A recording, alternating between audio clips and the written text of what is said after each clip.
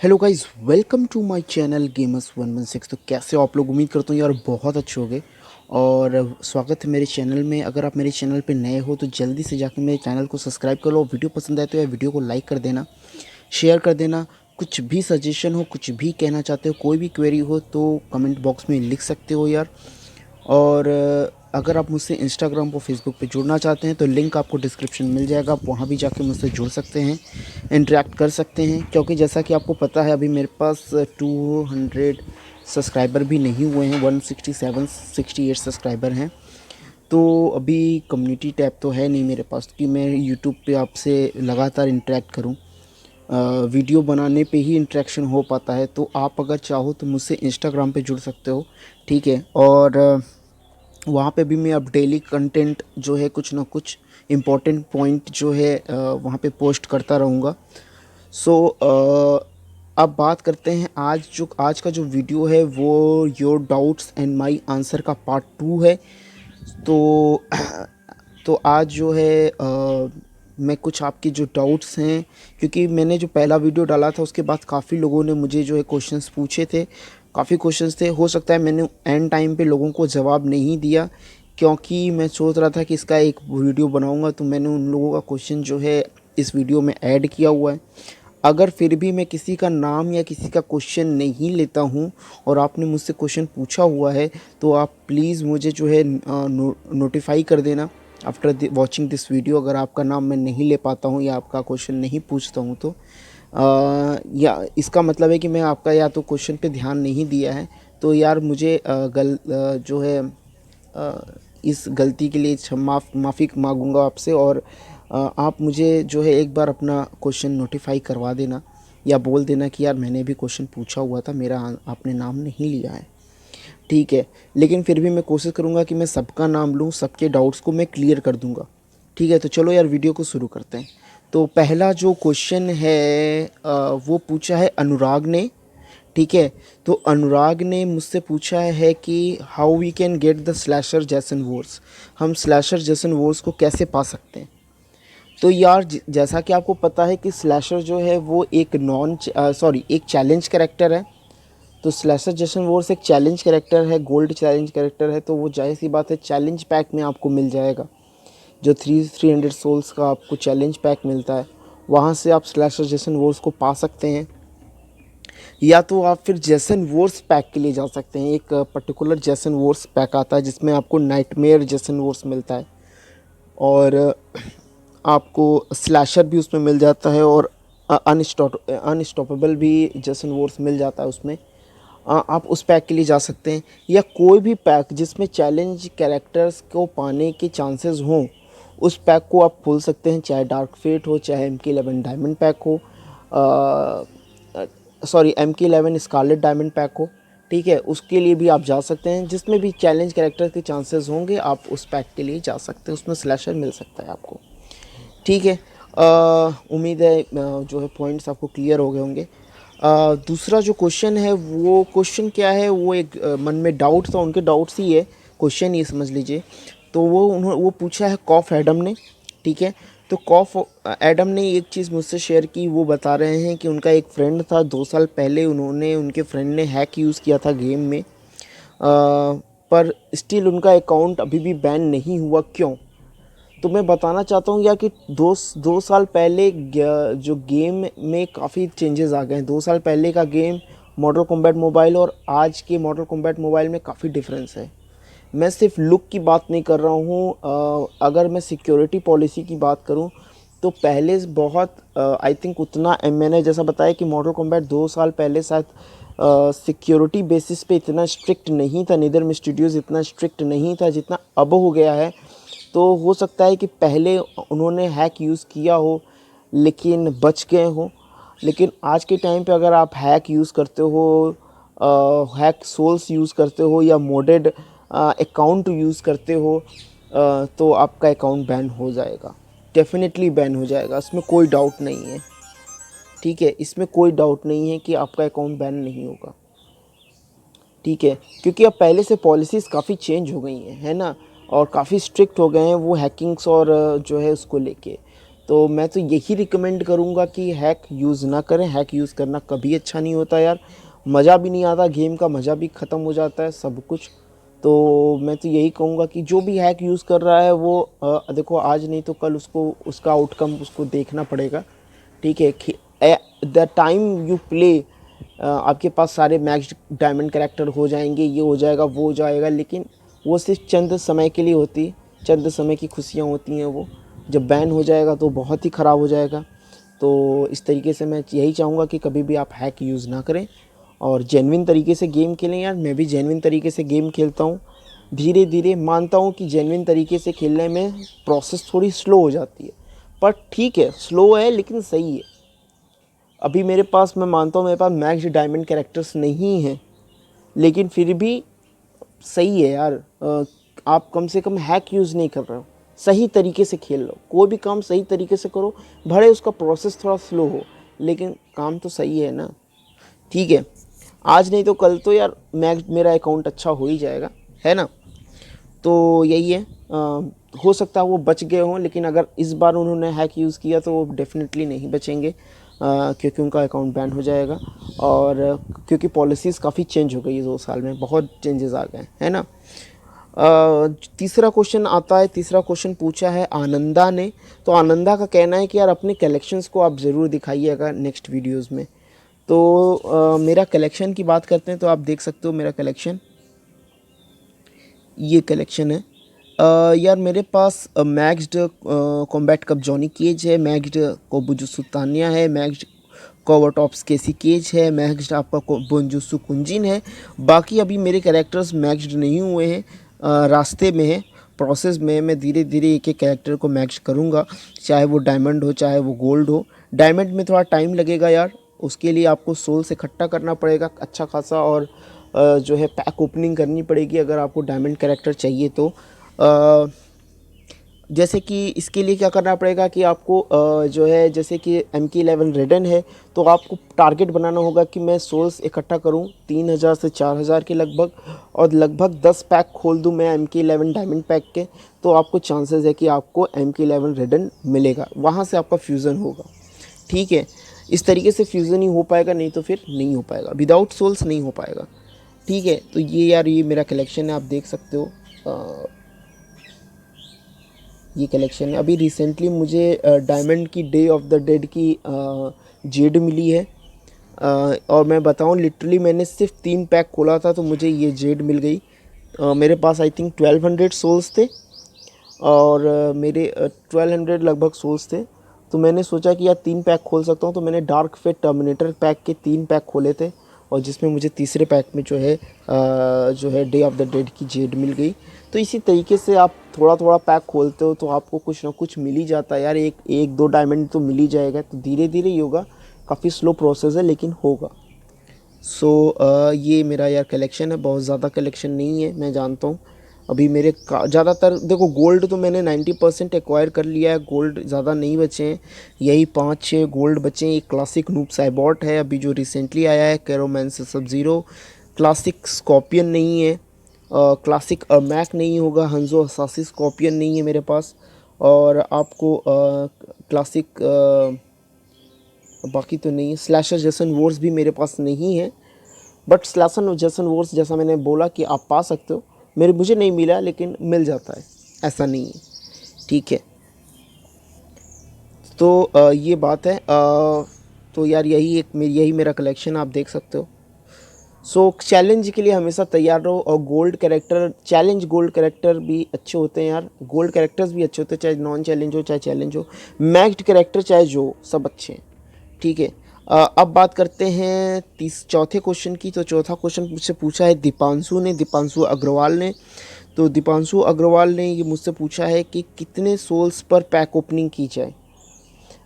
तो मैं उनको बोलना चाहूँगा कि यार ये जो कितने सोल्स पे पैक ओपनिंग की जाए, ये डिपेंड करता है कि आप पैक कौन सा ओपन कर रहे हो। डेफिनेटली ये डिपेंड करता है कि आप पैक कौन सा ओपन कर रहे हो। अगर एनिवर्सरी सेलिब्रेशन पैक है तब तो उसकी कोई लिमिट ही नहीं है यार।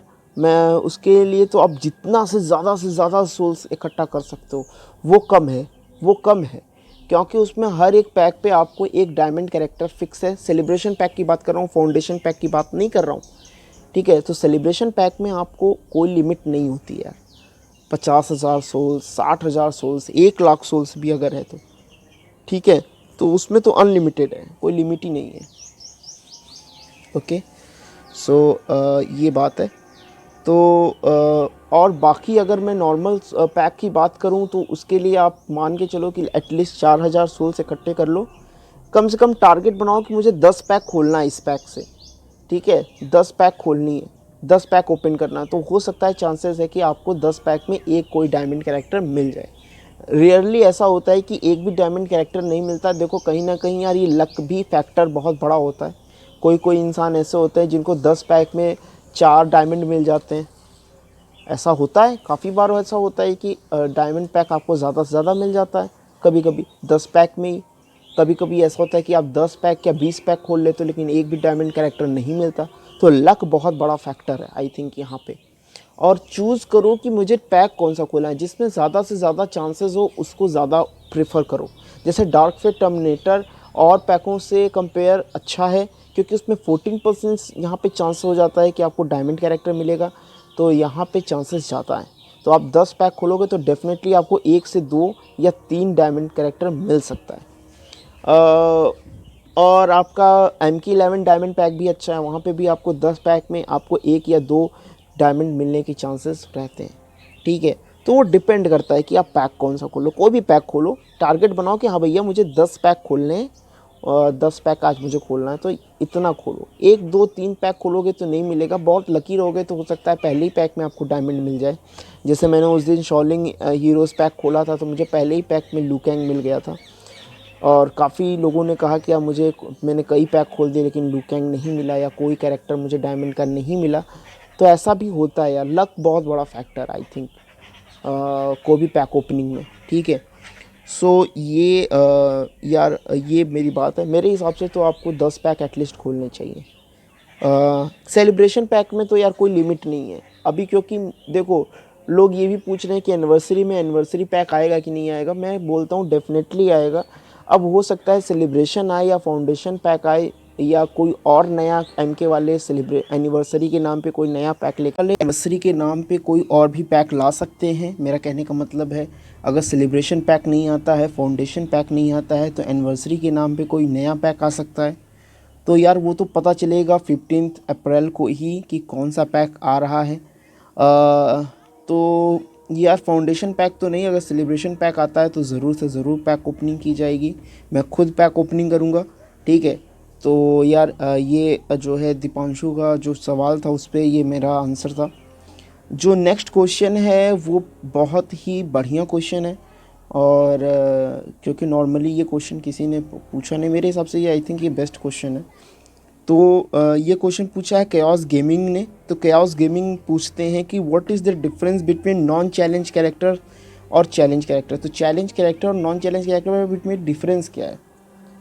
क्यों केसी केज हमें भी पता है नॉन चैलेंज कैरेक्टर है, कॉम्बैट कप जॉनी केज हमें पता है कि वो चैलेंज कैरेक्टर है, पर केसी केज नॉन चैलेंज क्यों है ना। तो यही क्या डिफरेंस है चैलेंज और नॉन चैलेंज के बीच में। तो नॉर्मली ये आपको कहीं नहीं दिखेगा ये क्वेश्चन। तो मैं आपको बता दूं यार बहुत बढ़िया क्वेश्चन था, थैंक यू केओस गेमिंग ये पूछने के लिए। मैं बता दूं यार इसमें क्या डिफरेंस है। एक्चुअली क्या होता है कि जब नॉन चैलेंज कैरेक्टर की मैं बात करता हूं तो ये डिफरेंस है पैसिव का। जो पैसिव कार्ड कंटेन करते हैं या कैरेक्टर कंटेन करते हैं, अपना जो पैसिव उनका होता है, जो उनका एक तरीके के कह लीजिए उनके पास जो खासियत होती है, जो एडजेक्टिव जो उनके पास जो एक एडवांटेज होता है, वही डिफरेंस है, सबसे बड़ा डिफरेंस है, इसी में डिफरेंस आता है। आप मैं बात करूं नॉन चैलेंज कैरेक्टर की तो उनका जो पैसिव होता है बहुत ही कॉमन होता है, बहुत ही नॉर्मल पैसिव होता है।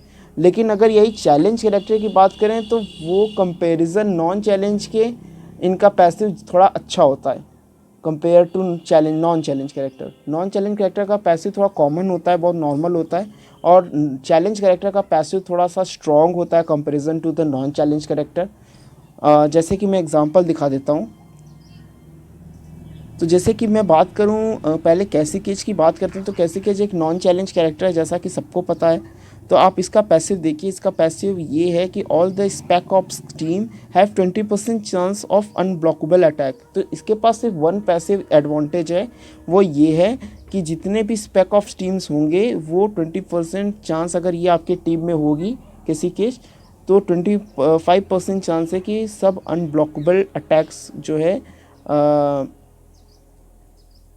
ठीक है, हाँ, have chance to unblockable attacks. तो जो अटैक्स को अनब्लॉक करने के जो 25% चांस है वो स्पेक ऑप्स टीम कि सभी स्पेक ऑफ टीम्स के पास हो सकती है, अगर ये भी आपके साथ हो। तो इसके पास एक पैसिव एडवांटेज है, आप देख सकते हो। अगर वही मैं नॉन चैलेंज चैलेंज कैरेक्टर की बात करूं, जैसे जॉनी केज है, जॉनी केज एक चैलेंज कैरेक्टर है, तो आप इसका पैसिव देखिए। इसका पैसिव क्या कह रहा है, 15% चांस, 15% प्लस होगा attack, health, toughness, recovery of all combat cup characters on the team, अगर टीम में कॉम्बैट कप कैरेक्टर्स हैं तो। When the opponent tries to tag out there is 50% chance the stunt by in incoming football. तो इसके पास देख सकते हो आप दो पैसिव एडवांटेज है। तो मैं ये कह सकता हूँ कि जॉनी केज का जो पैसिव है वो much stronger than Cassie cage, ठीक है। यही कंपैरिजन है, यही डिफरेंस है। आप किसी का भी उठा लो, किसी भी नॉन चैलेंज कैरेक्टर का। आप यहाँ पे एक और एग्जांपल ले लेते हैं हम, जैसे कि ले लो आप टैक्टिकल सोनिया ब्लेड। तो टैक्टिकल सोनिया ब्लेड हमें पता है नॉन चैलेंज कैरेक्टर है, और आप इसका आप देख सकते हो, इसके पास भी एक सिंगल पैसिव है, वो है activate the drone with the multiple attack mode, stunt, homing blast and detonation. तो इसके पास एक सिंगल पैसिव है, ठीक है, सिंगल पैसिव, और उनके पास डबल पैसिव होता है नॉन चैलेंज कैरेक्टर के पास, चैलेंज कैरेक्टर के पास। अब चैलेंज कैरेक्टर में मान लो मलीना मैंने ले लिया, क्लासिक मलीना, तो आप यहाँ पे देख सकते हो उसका। तो यहाँ पे बस पैसिव का जो पैसिव होता है वही डिफरेंस होता है। तो नॉन चैलेंज कैरेक्टर के पास जो पैसिव होता है वो बहुत ही कॉमन होता है, सिंगल पैसिव होता है, और यही चैलेंज कैरेक्टर के पास डबल पैसिव हो सकता है या ट्रिपल पैसिव हो सकता है। जो इनका पैसिव हो वो stronger than non challenge character, यही एक डिफरेंस है, ठीक है। तो यहाँ पे पैसिव स्ट्रॉन्ग होता है चैलेंज कैरेक्टर का, और नॉन चैलेंज कैरेक्टर में यही डिफरेंस है। चैलेंज कैरेक्टर का पैसिव स्ट्रॉन्ग होता है, नॉन चैलेंज कैरेक्टर का पैसिव वीक होता है, ठीक है। एक और एडवांटेज ये है कि आप जब मैच्ड करते हो अपना चैलेंज कैरेक्टर, तो भी कंपैरिजन टू द चैलेंज ये नॉन चैलेंज ये ज़्यादा स्ट्रॉन्ग होते हैं। अगर मैं कंपैरिजन करूँ मैक्स्ड नॉन चैलेंज कैरेक्टर का और मैक्स्ड चैलेंज कैरेक्टर का, तो मैक्स्ड चैलेंज कैरेक्टर ज़्यादा स्ट्रॉन्ग होता है comparison to the non challenge character.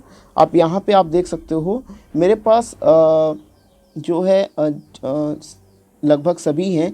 तो यहाँ पे आप देख सकते हो जॉनी केज और तान्या, क्योंकि तान्या और जॉनी केज जो है चैलेंज कैरेक्टर हैं, तो they are the much more stronger than Cassie Cage and Bojutsu कुंजिन।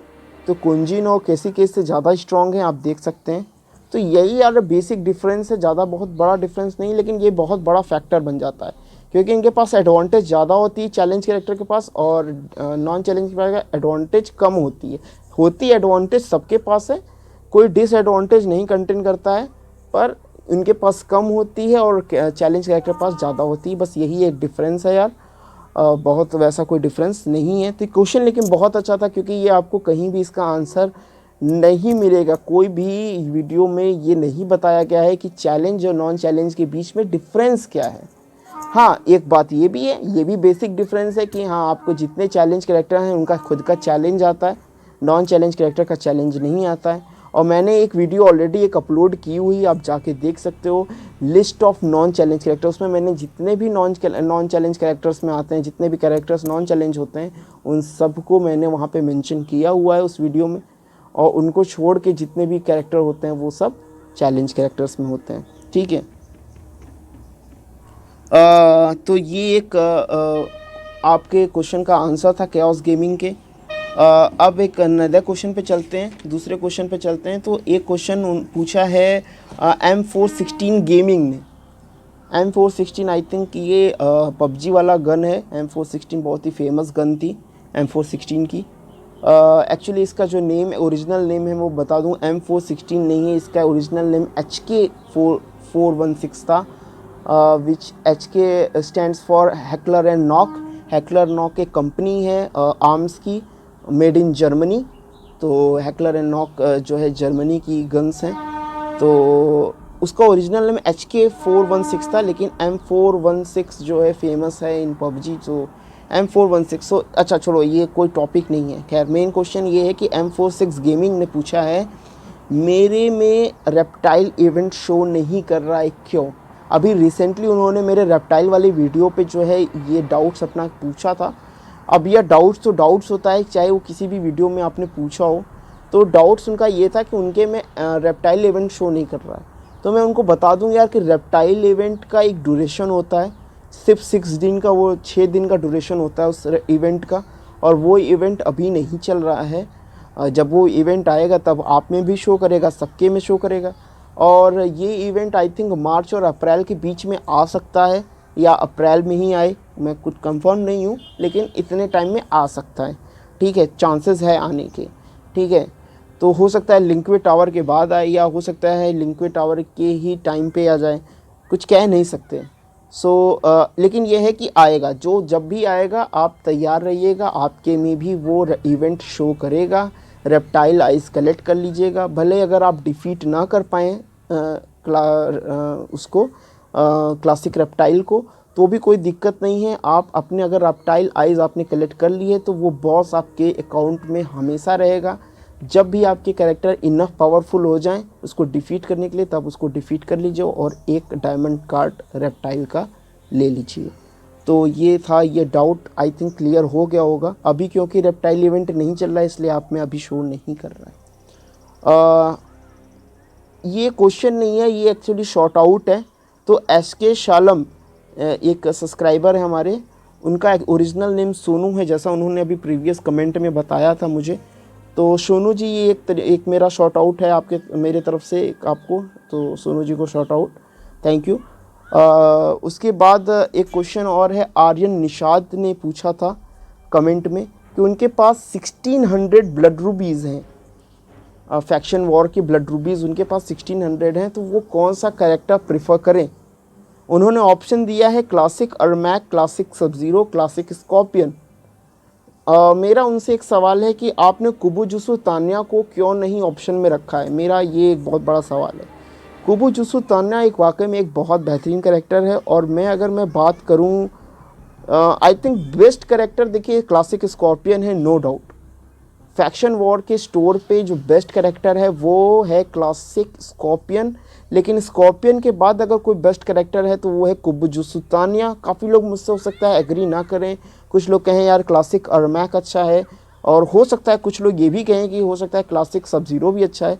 पर कंपैरिजन टू अगर क्लासिक अरमैक और सब ज़ीरो की मैं बात करूँ तो कुबुजुसु तान्या उन दोनों से बेहतर है। तो फर्स्ट नंबर पे अगर मुझे रैंक करना हो तो मैं रैंक करूँगा फर्स्ट नंबर पे क्लासिक स्कॉर्पियन को, सेकंड पे कुबुजुसु तान्या को, थर्ड पे क्लासिक अरमैक को, और फोर्थ पे क्लासिक सब ज़ीरो को। तो मेरा सब ज़ीरो बहुत ही फेवरेट कैरेक्टर है, पर क्लासिक सब ज़ीरो आई थिंक मैं प्रिफर नहीं करूँगा। इसको आखिरी में ही ऑप्शन रखिए आप सब ज़ीरो का, तो यही आई थिंक बेस्ट रहेगा। लेकिन कुबुजुसु तान्या को आपने इंक्लूड नहीं किया, मेरा ये आपसे सवाल, अगर आप ये वीडियो देख रहे हैं आर्यन, तो इस सवाल का मेरे कमेंट में जवाब ज़रूर दीजिएगा। मेरे हिसाब से कुबुजुसु तान्या बहुत ही अच्छी कैरेक्टर है। मैंने अभी रिसेंटली उसको 1600 ब्लड रूबीज से मैक्स्ड कर लिया है, वो पूरी तरीके से मैक्स्ड हो गई है, और बहुत ही बेहतरीन कैरेक्टर है कुबुजुसु तान्या, और मेरी काफ़ी फेवरेट है। सो कुबुजुसु तान्या के लिए भी आप जा सकते हो अगर आप चाहो तो, लेकिन अगर मैं प्रेफर करोगे तो आप क्लासिक स्कॉर्पियन ही ले लो, कोई दिक्कत नहीं है। तो नंबर 1 पे क्लासिक स्कॉर्पियन है और 2 पे जो है कुबुजुसु तान्या है, नो डाउट। तो यार ये आज का ये सारे क्वेश्चंस थे, उम्मीद करता हूँ ये क्वेश्चन के सारे जवाब आपको मिल गए होंगे। अगर किसी का क्वेश्चन रह गया हो तो कमेंट में ज़रूर मुझे नोटिफाई कर देना, मैं देख लूँगा, और उम्मीद करूँगा कि इसका अगर पार्ट 3 भी अगर आएगा, your doubt and my answers का पार्ट 3 भी अगर आएगा तो मैं ज़रूर वो क्वेश्चन आपका उसमें मेंशन करूँगा। ठीक है, तो यार ये आज का वीडियो था। उम्मीद करता हूँ ये वीडियो आपको पसंद आया है तो लाइक, सब्सक्राइब और शेयर करना चाहो तो कर सकते हो, और मेरे साथ इंस्टा पे ज़रूर से ज़रूर जुड़िए, मेरा यही निवेदन है कि आप जुड़िए। तो उससे ज़्यादा से ज़्यादा इंटरेक्ट हो पाएंगे। आप वहाँ मुझसे अलग से मैसेज कर सकते हैं, किसी तरह के डाउट्स वहाँ पे भी मुझसे पूछ सकते हैं। और अगर वो डाउट्स आपके जो है वीडियो के लिए मैं अगर ऐड करना चाहूँगा तो वहाँ भी मैं ऐड कर सकता हूँ, वहाँ भी आपके डाउट्स मैं ऐड कर सकता हूँ। सो उम्मीद करता हूँ यार वीडियो पसंद आया होगा। मिलते हैं आपसे नेक्स्ट वीडियो में, तब तक के लिए थैंक यू, बाय।